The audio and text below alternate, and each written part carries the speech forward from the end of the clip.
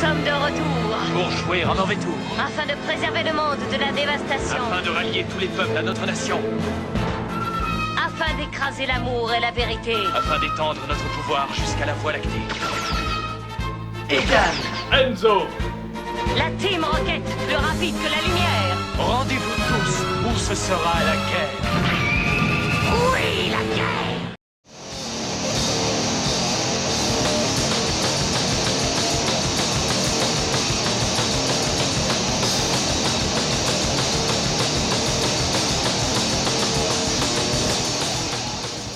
Bon alors Enzo, t'es prêt pour la seconde vague de black metal?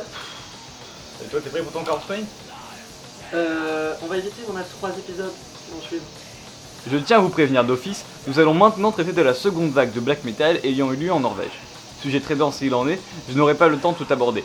Ainsi, je ne parlerai pas des histoires et des anecdotes qui parsèment cet événement, il y a déjà bien des livres, des films, des émissions qui le font déjà, et je ne me pencherai pas non plus sur les causes et les influences qui ont pu mener à un tel essor artistique à cet endroit. C'est un sujet extrêmement intéressant, mais... Et puis on n'a pas le temps, donc si je lance ce sujet, ça va prendre des plombes. Mais bon, une autre fois peut-être. En attendant, vous pouvez toujours aller checker l'épisode sur la première vague, ici. Là, comme ça, là. Là. Ah, je vais le laisser là.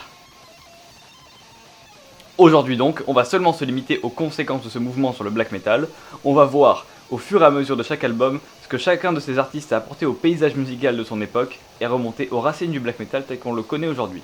Aussi, je vous encourage à corriger ou à compléter les informations et les avis que je vais émettre dans les commentaires, on n'est jamais assez sur ce sujet. Et comment t'es pas sûr de toi? Ta gueule. Bon, on s'y met ou on se touche?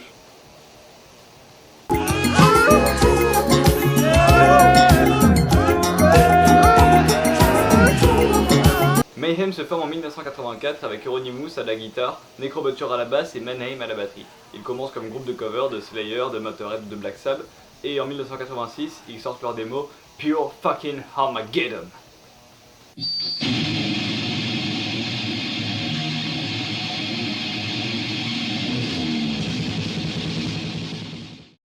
Bah salut les trous, la répète se passe bien. Super bien, on va passer à l'enregistrement. Bah c'est génial, regardez ce que j'ai emporté. Un seau rempli de boue. Mais c'est génial, on va pouvoir mettre le micro dedans.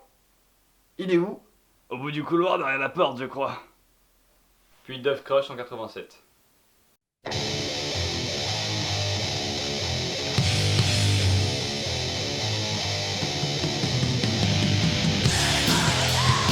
C'est quand même un peu mieux mixé. Un peu. Ce morceau a été repris un nombre incalculable de fois. Il donne d'ailleurs son titre à l'EP qui reste une des sorties les plus mythiques de la scène. Pourquoi? Parce qu'on a ici définitivement passé un cran supplémentaire dans l'extrême et que maintenant, bah on rigole plus. Déjà, on a un riff destructeur qui vous casse les nuques, sur lequel Maniac, qui vient d'être recruté, pose son chant écorché et malade. Non mais écoutez ça!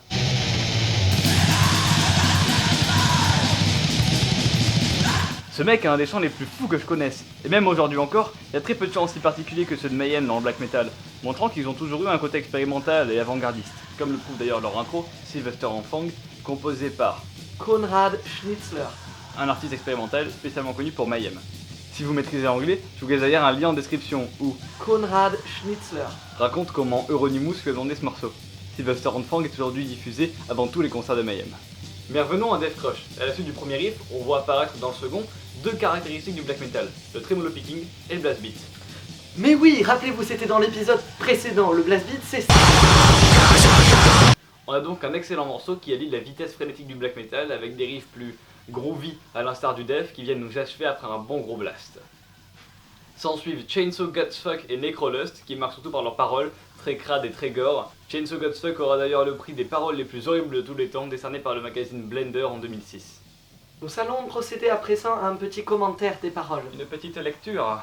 Necrolust, eating the flesh of 1,000 corpses, blood-sucking cuntless nuns. Countless nuns. Her guts were boiling out of her butt, Of her butt. eating her slimy cunt as I hold her tits. Ce qui m'intéresse en revanche, c'est la cover de Venom, Witching Hour, qui se situe entre les deux morceaux. Faisons une petite comparaison.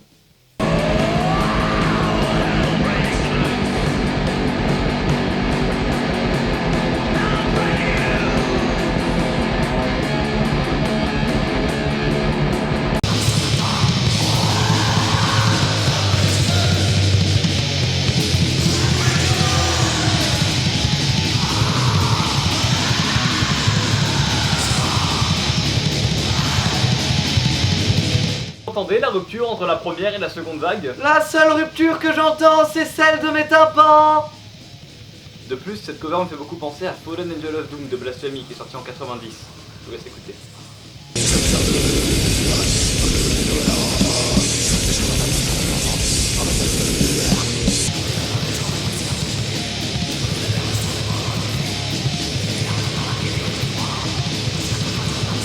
Et je pense qu'on a fait les deux groupes s'influencent entre eux, comme même l'un en Norvège et l'autre au Canada. Il est aussi important de noter que sur ce morceau, ainsi que sur Pure Fucking Armageddon, c'est Messiah qui chante et pas Maniac. Ce qui explique qu'on passe un chant très aigu et écorché à celui-ci, très rapide et qui semble chuchoter, donnant au titre un caractère occulte là où Maniac est chaotique. Weird Man Aim est, comme son nom l'indique, assez étrange. On a droit à une série d'arpèges sur un piano chelou avec un peu de reverb. Un chelou. Un piano désaccordé. Ouais, soit. Encore une fois, ce nom montre bien que les gars de Mayhem n'avaient pas peur d'expérimenter et de mettre leur petit délire sur une sortie officielle. On finit sur Pure Fucking Armageddon! morceau aussi culte que Death Crush, qui clôt presque tout le temps leur concert dans un chaos ultime. Sur la première édition du vinyle, on a le droit à une outro, qui a disparu ensuite.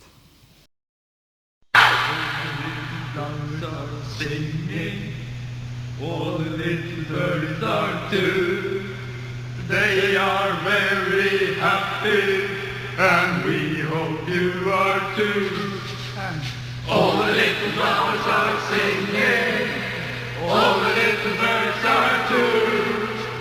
They are very happy, and we hope you are too. All the little flowers are singing, all the little birds are too. They are very happy, and we hope you are too. All the little flowers are singing, all the little birds are too. They are very happy, and we hope you are too. All the little birds are singing, all the little birds are very happy, and we hope you too.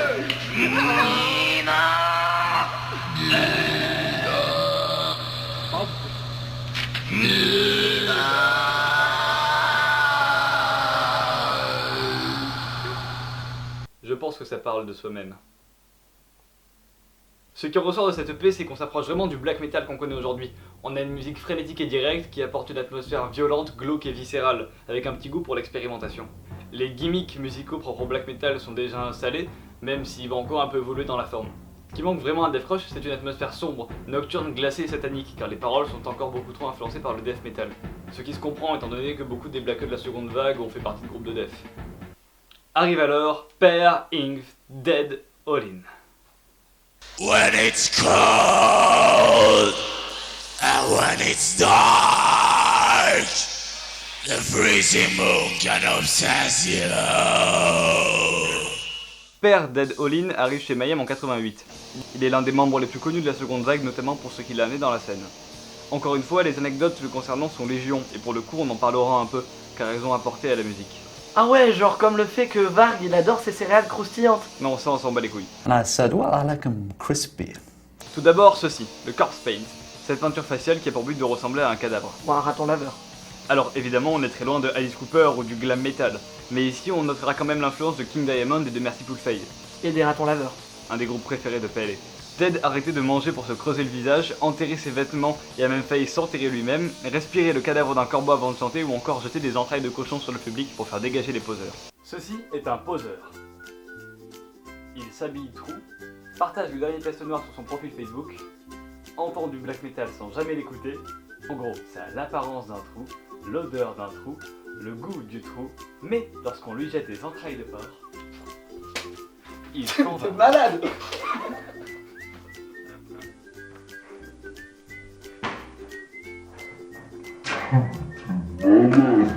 Ce sont ses prestations scéniques hors du commun ainsi que le tempérament en général de Dead qui a fait qu'il a été considéré comme modèle pour toute la seconde vague, imitant sur Corpse Paint, voire même son chant, lui aussi ayant pour but de se rapprocher d'un mort et qui s'est imposé comme un standard dans le black metal. Mais par-dessus tout, c'est Dead qui a apporté à Mayhem son ambiance sombre et froide en écrivant certains des titres les plus connus du groupe et en délivrant les messages de son esprit malade. J'ai presque envie de consacrer une vidéo entière à sa vie, mais là, il faut continuer. Dead se suicidera en 91, emportant avec lui le sens du mot trou. Le Live in Leipzig est la seule sortie officielle de Mayhem où il apparaît. Il sort en 1993 mais a été enregistré en 90 à Leipzig, en Allemagne. Et il contient des morceaux allant de la démo Pure Fucking Armageddon à des morceaux qui apparaîtront en 94 dans l'album des Mysteries Dom Satanas. À Leipzig, en Allemagne. À Bergen, en Norvège. Cet album nous présente cette fois-ci le black metal tel qu'on le connaît aujourd'hui. D'ailleurs, Fenris the Darkthrone le considère comme le premier album de black metal. On y garde à la fois la violence et le chaos des premières sorties de Mayhem, tout en y rajoutant une espèce de maturité dans l'horreur venant de la folie de Dead, qui écrit Funeral Fog, Freezing Moon ou encore Buried by the Time and Dust. Cette maturité se constate aussi dans la musicalité. Sur Freezing Moon par exemple, le riff principal est un arpège lent et le pont au milieu du morceau prend tout son temps pour nous infliger sa lourdeur. Le solo, quant à lui, fait preuve d'une grande mélodicité, contrastant avec les solos véloces et inattendus de la première vague. C'est un morceau particulièrement réussi, et mon préféré concernant Mayhem, car il transmet parfaitement, autant à travers la musique que les paroles chantées par Dead, l'angoisse, la terreur et le caractère anxiogène des délires du chanteur défunt. Le reste de l'album baigne dans la même atmosphère renforcée par l'enregistrement assez crade, mais tout de même assez propre pour un vieux live de Mayhem, et qui vous permettra d'apprécier les morceaux à la différence de tous les bootlegs dégueulasses. En conclusion, il s'agit d'un incontournable de la carrière de Mayhem et du black metal en général. Personnellement, c'est mon préféré, et il annonce parfaitement le prochain album.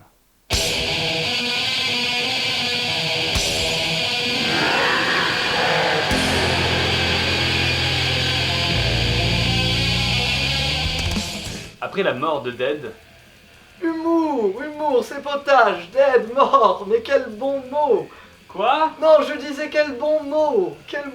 Mayhem engage, Attila Jihad. qui vient du groupe Tormentor. Tormentor est un groupe originaire de Hongrie, pays indépendant depuis la séparation de la double monarchie austro-hongroise à la fin de la Première Guerre mondiale en 1918. Donc, ils engagent Attila, du groupe hongrois Tormentor, en vocaliste guest pour l'enregistrement de leur prochain album, Des Mysteries Dom Satanas. Ah bah c'est clair, dit comme ça. L'album est enregistré entre 91 et 93 avec au line-up Attila au chant, Euronymous à la guitare et un certain Varg Countryfniak Vikernes. Notamment connu pour son projet solo Burzum et ses multiples incendies d'église en Norvège, pays de Scandinavie très connu pour ses fjords, ses saumons et son black metal. Donc, Varg Vikernes à la basse remplaçant Necrobutcher qui s'était barré du groupe. Il est tout de même crédité pour avoir écrit certaines paroles, ainsi que Dead et Blackthorn, de Thorn, qui auraient complété certaines paroles de Dead et écrit certains riffs. En août 1993, Varg Vikernes assassine Euronymous de 23 coups de couteau dans le dos. Il plaide alors la légitime défense. Il écopera alors de 21 ans de prison. La peine maximale en Norvège, pays du Nord. Non, mais t'arrêtes maintenant! Blackthorn, considéré comme complice, prendra lui 8 ans. C'est un album qui représente donc la disparition de 3 grands musiciens de la scène. La pochette de l'album représente la cathédrale de Nidaros. Il est intéressant de noter que Varg et Euronymous projetaient de faire exploser cette cathédrale au C4, qui est un explosif construit à base de Voilà, maintenant, je te coupe au montage. Oh merde. Le meurtre d'Euronymous retarda ce plan et Varg fut coffré avant. On retrouva des explosifs chez lui d'ailleurs. Au niveau de l'album en lui-même, j'ai déjà parlé de quelques morceaux qui apparaissent déjà dans le live in Leipzig. Le chant d'Attila, très particulier, apporte aussi une atmosphère dérangeante et anxiogène à l'album. Je vous rappelle le titre de l'album, Des Mysteries Dom Satanas. Ça veut dire les rites secrets du maître Satan en langue latine. Montrant bien que le groupe est passé dans une ambiance plus sombre. Cependant, s'il y a une chose à lui reprocher, c'est qu'il n'est pas Dead. Je trouve personnellement que le chant de Dead donnait plus des triples et semblait plus vrai, particulièrement sur les morceaux qu'il a écrits. Mais bon, pas vraiment en vouloir à Attila, je voulais juste le relever. La production est elle aussi très froide, mettant énormément en avant les aigus sans pour autant être de mauvaise qualité. On entend par exemple très bien la basse et la batterie ne sonne pas comme un set de casserole. S'il y a bien un morceau qui se détache de l'album en plus de Funeral Fog et Freezing Moon, c'est bien l'éponyme des Mysteries of Satanas, qui nous raconte un rituel satanique, en misant bien plus sur le côté horrifique de la scène que sur la simple vénération du malin. Le groupe se séparera après l'enregistrement, du fait qu'il ne restait plus que Hellhammer en membre officiel, et il se chargera de la sortie de l'album qui a été pas mal retardé par l'assassinat d'Euronymous. Fin 95, Hellhammer reformera Mayhem avec Necrobutcher, Maniac et Blasphemer de Aura Noir. Le groupe a perduré jusqu'aujourd'hui et est actuellement composé de Hellhammer, Necrobutcher, Attila, le mercenaire Telosh et Charles Gould Hedger qui était notamment chez Cradle of Filth. Au fait, qu'est-ce qu'un mercenaire? Ceci est un mercenaire. Le mercenaire sait jouer de la musique et composer des riffs. Mais il aime aussi beaucoup l'argent. Il est donc payé par des groupes pour composer les riffs et parfois même en musicien live. Leur dernier album date de 2014. Et voilà les noobs, cet épisode sur Mayhem est terminé, c'est le premier d'une longue série sur la seconde vague. La prochaine fois on continue avec Burzum et donc d'ici là, on vous laisse. Yes. En attendant, on en profite pour vous rappeler que vous pouvez vous abonner à la chaîne pour pouvoir suivre ces prochains épisodes sur le black metal. Vous pouvez aussi aimer pour nous encourager, commenter pour donner votre avis ou même partager la vidéo si ça vous plaît. Et puis, surtout, on a un message à faire passer. Aimez-vous les uns les autres.